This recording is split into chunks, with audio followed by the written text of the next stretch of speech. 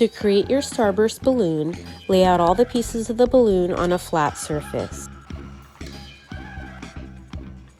Inflate the first piece using either a common household straw or a handheld balloon pump. Make sure to insert your straw or balloon pump underneath the clear film at the entrance of the valve. Once it's inflated, press down on the valve to ensure an airtight seal.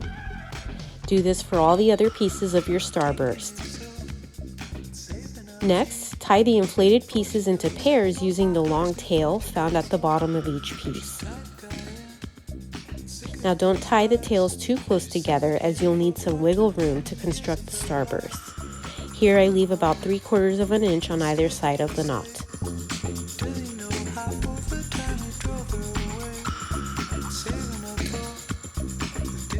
Once you have all your pairs, take your first 2 pairs and intertwine their tails 2 to 3 times. Then add in another pair and intertwine that into the quad you've already done. Do this until all of your pairs have been added.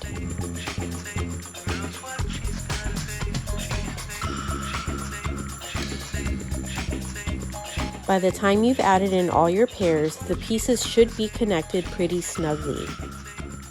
If they're a little loose, just continue wrapping them around each other until everything's nice and tight.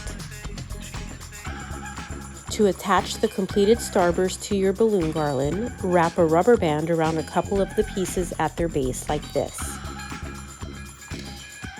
Then wrap that same rubber band around one of the balloons in your garland, making sure that the rubber band ends up near the base of the balloon. Thanks so much for following along. Like this video and subscribe to my channel for more tutorials.